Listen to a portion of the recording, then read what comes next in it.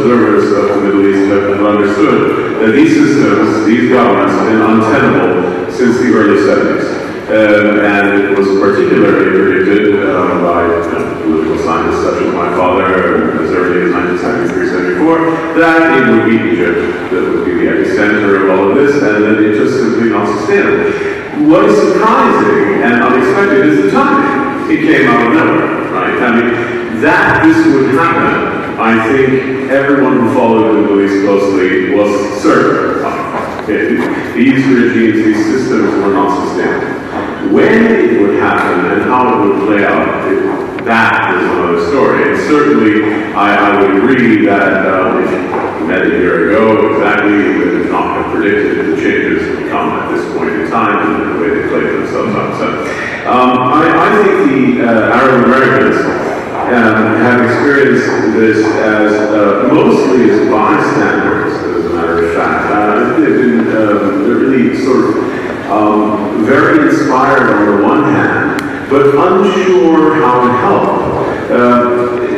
In the case of the Egyptian uprising, I think there was a great deal of euphoria about what was happening in Tahrir Square, but a lack of understanding that what actually happened was popular pressure to get rid of Mubarak and his sons, and the military facilitating that. So what you have in Egypt is regime decapitation, but not regime change. Now there's a process underway of developing a new system, but for now the military rules. All right? And it is now a criminal offense to mock the collective new pharaohs.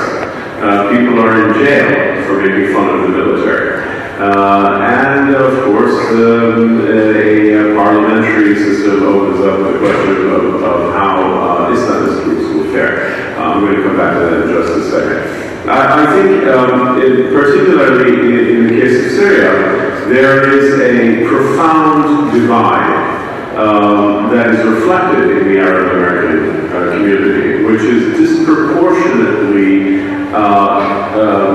from religious and ethnic minorities within the Arab world. The great migration of the Arabs to the United States that began at the end of the 19th century has been disproportionately Christian, disproportionately non-ethnic Arab, sort of Berbers and Kurds and Armenians and whatnot from the Arab world. So it is a very different group of Arabs, and the communal makeup is very different than the majoritarian Arab Sunni makeup in the Arab world. Now, the importance of this is that in the Arab world right now, time and again, strategic forces are lining up along a very troubling, very frightening binary, which is Sunnis versus everybody else. This is particularly obvious in the case of Syria, where Bashar al-Assad's only support comes now entirely from non-Sunni actors. The Iraqi government, the Iranian government, Shiite MPs in Kuwait and other parts of the Gulf, and Christians in Lebanon and Syria. Not all of them, obviously, but some very important ones. In other words, you really have a growing divide here. And alternatively, you could point to Bahrain and say, well, how many Arab Sunnis have spoken out against the unbelievable repression, the campaign of persecution against the Shia majority in Bahrain? Virtually none. I mean, it's a few people here and there, but basically there's a silence. So there's this great split. And I think that has been greatly reflected in a huge division of opinion in the Arab American community. And there have been scandals involving certain prominent Arab American organizations, such as one I used to work for and thankfully no longer do, that reflect this as well. Now, just to wrap up very quickly, I mean, I think that the most important thing that diasporic communities can do to help make the Arab Spring successful is to help them avoid the three great pitfalls. One big pitfall is military dictatorships. And that really is something something which has to do government-to-government relations. So it means pressuring, say, the United States government or European governments not to support, say, the Supreme Council of the Armed Forces in Egypt if it becomes a military dictatorship over the long run, which it may well. I mean, they keep talking about having elections, but we don't know how much power they're going to see. I'm sure they won't see control over defense and security. But how much power will they give a parliament or an elected president, a professional politician like Congress? So we'll see. The secondary pitfall is failed states, as we see emerging, I think, in Yemen and possibly elsewhere.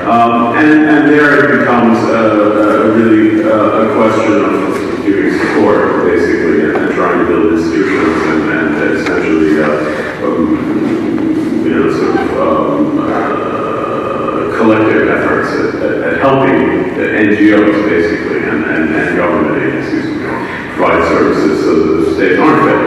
The third, and this is the biggest one that troubles me, is the potential for tyrannous majorities in parliamentary systems. If you were to throw, say, the Egyptian system wide open and say, okay, we're just going to have a parliamentary system open to all parties without restrictions, you might find in certain Arab countries the emergence of a tyrannous majority, of a majoritarian rule that that believes it's democratic because it is based on majority rule, but it doesn't understand that democracy is a two-sided coin, right? On the one hand, the majority has the right to rule, but not in contravention of the inviolable rights of individuals, minorities, women, etc. In the American parlance, I would say that the Arabs generally, except for the ultra-Islamists like Al-Qaeda, who say that, well, this didn't exist in the 7th century, so democracy is not appropriate, or ruling elites, whether Republican or monarchical.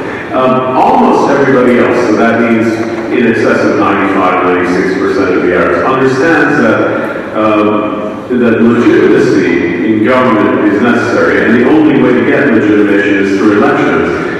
So they understand the principle of consent of the governed and majority rule. What I think often they don't understand is the restraint on majority rule. So as I was going to say, I think in American terms we say Arabs have understood Jefferson, but they have not understood Madison.